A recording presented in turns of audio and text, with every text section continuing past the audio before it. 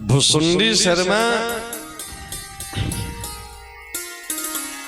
अपने गुरुदेव भगवान के प्रति अपराध बना, शंकर जी उनको श्राप दे दिए 1000 जन्म तक अजगर के शरीर पाने का। गुरुदेव भगवान की प्रार्थना पे शंकर जी वरदान दे दिए कि ये जब चाहे तब शरीर छोड़ दें और जन्म मृत्यु का इनको कष्ट नहीं व्यापेगा।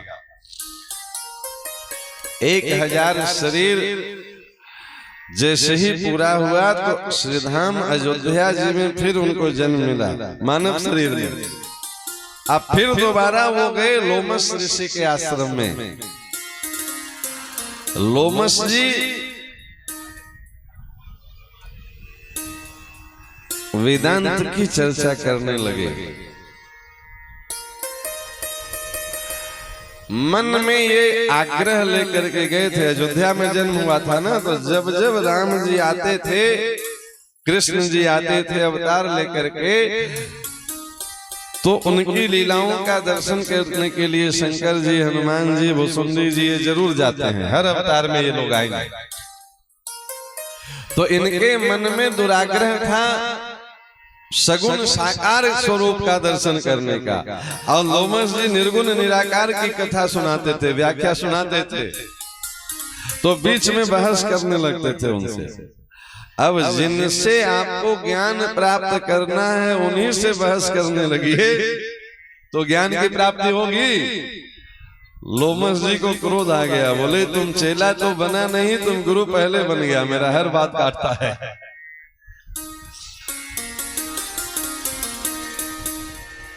यहाँ भुसुंडी जी स्वयं समाधान भी दिए कि भाई ये जो है सो निर्गुण निराकार की व्याख्या करते हैं, तो बिना द्वैत के क्रोध तो आ नहीं सकता है। इनमें क्रोध आ गया मतलब ये तो अद्वैतवादी हैं, इनमें क्रोध कैसे आया। अब फिर अपने समाधान करते हैं कि अतिशय रगड़ करे जो कोई, अनल प्रगट चंदन ते होई।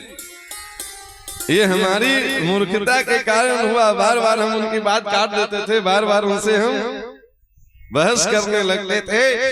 उनमें क्रोध के लक्षण आ गया, और क्रोध के लक्षण आया तो वो श्राप दे दिए कि तुम अपने गुरुजनों की बात काटता है, तुम पक्षियों में चांडाल कौवा हो जाएगा। इसका संकेत है कि जो अपने गुरुजनों का बात काटता है, जो गुरुजनों की आज्ञा में नहीं रहता है, उसको अगले जन्म में चांडाल पक्षी कौवा बनना पड़ता है। नहीं, यही ना संकेत हुआ इसका। जब श्राप मिल गया, अपनी गलती समझ में आई, भुसुंडी जी बोले महाराज अब कौवा बना दो चाहे हंस बना दो, अब रहेंगे आप ही के शरण में। हम अपनी गलती स्वीकार करते हैं, नाना प्रकार से क्षमा मांगे। संत हृदय नवनीत समाना। पहले तो वो क्रोध करके श्राप दे दिए, आप फिर जब प्रसन्न हुए तो आशीर्वाद अनुदान वरदान की झड़ी लगा दिए। अब पढ़िए मानो जी, फिर वो एकदम झड़ी लगा दिए। बोले अरे तुम निर्गुण सगुण सबके जो है सो अनुभव कर लोगे इसी शरीर से। जिस स्वरूप में चाहो भगवान का वैसा दर्शन कर सकते हो तुम। हम तुम्हें ये वरदान देते हैं कि तुम जो चाहो सो शरीर प्राप्त कर सकते हो। श्राप के कारण कौवा तो बनना पड़ेगा, लेकिन तुमको ये वरदान देते हैं कि तुम जिस शरीर को धारण करना चाहो वो शरीर धारण कर सकते हो। ये बात सुनते सुनते गरुड़ जी बोले कि महाराज जब आपको ये सुविधा उपलब्ध है कि आप कोई भी शरीर प्राप्त कर सकते हैं, फिर भी अभी तक आप कौवा के ही शरीर में क्यों व्याप्त हैं?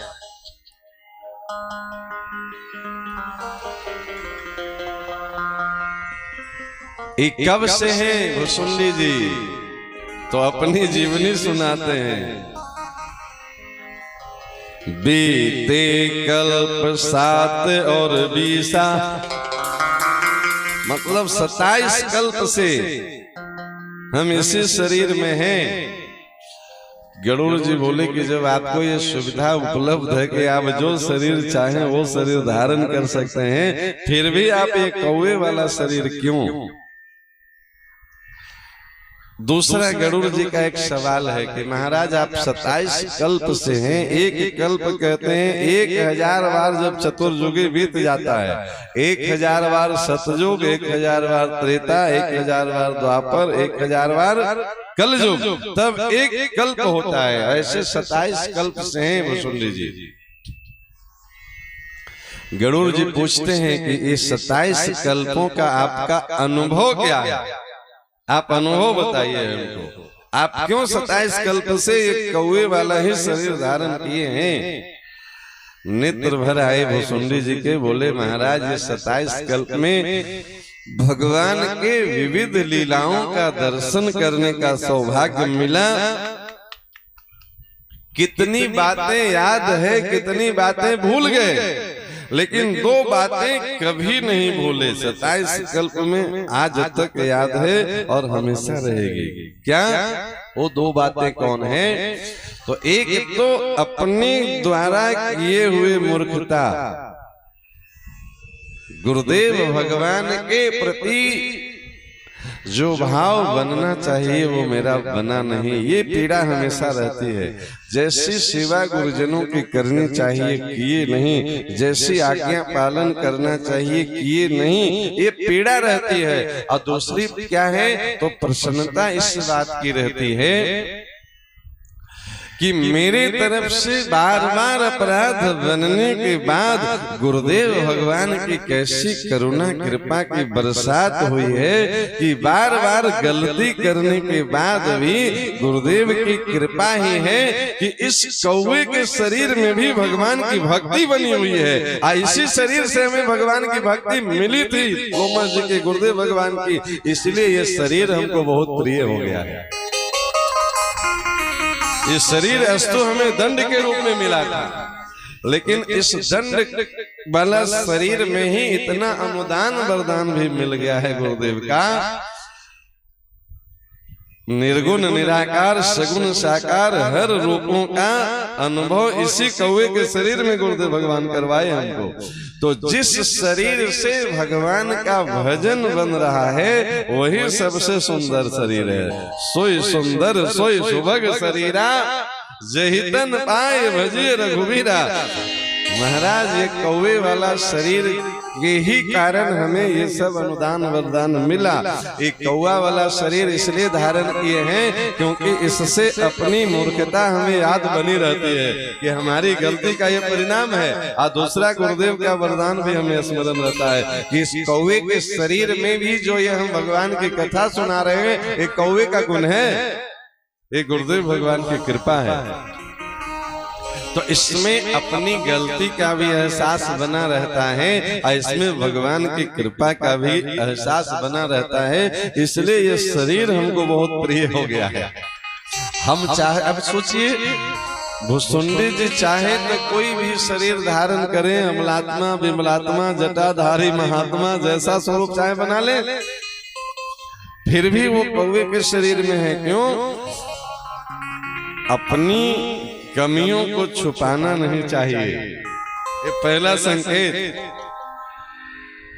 दूसरा, गुरुदेव भगवान के उपकार को भुलाना नहीं चाहिए। तो ये शरीर बना रहेगा तो ये दोनों याद बनी रहेगी। किस कारण से कौवा बने याद रहेगा, और कौवा बनने के बाद भी कथा कैसे आ गई हमको, ये गुरुदेव की कृपा याद रहेगी। इस दोनों बातों को याद रखने के लिए हम ये शरीर धारण किए हैं। महाराज शरीर में क्या रखा हुआ है? जब हम मनुष्य शरीर में थे गुरुदेव भगवान कथा सुनाते थे, समझ में नहीं आते थे, गुरुदेव से ही उलझ जाते थे। अपनी ओर से तो शंकर जी भी श्राप ही दिए थे, वरदान तो तब दिए जब गुरुदेव भगवान कृपा किए। शंकर जी की भी वरदान हमें गुरुदेव के ही माध्यम से प्राप्त हुई, नहीं तो शंकर जी तो 100 बार अजगर बनने का ही श्राप दिए थे। बाकी गुरुदेव भगवान की करुणा कृपा बनी तब शंकर जी की भी कृपा बनी।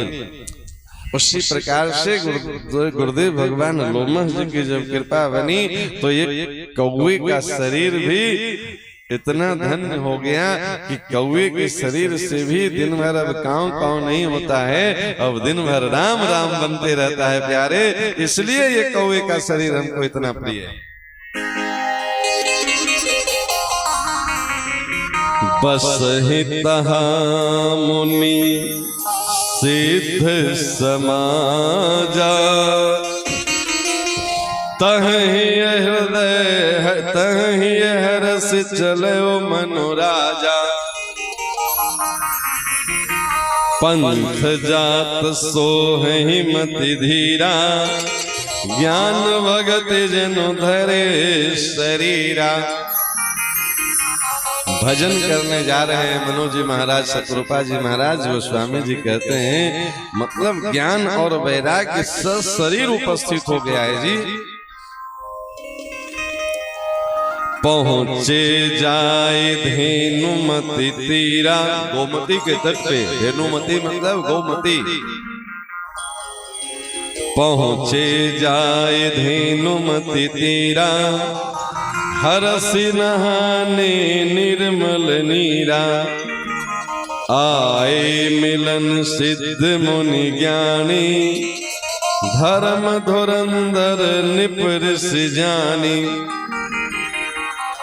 जह जह तीरथ रहे सुहाए, मुनि सकल सादर करवाए। उस क्षेत्र के जितने तीर्थ स्थान थे सब ऋषि मुनि कृपा करके उनको पहले सब तीर्थों का दर्शन करवाए, सब तीर्थ में स्नान करवाए। कृष्ण शरीर मुनि पट परिधाना, सत समाज नित सुनहि पुराना। तपस्या करने गए हैं, तपस्या में भी क्या करते हैं तो संत समाज के साथ बैठ के नित सुनहि पुराना, पुराण की कथा सुनते हैं। बिना कथा का कल्याण नहीं है जी।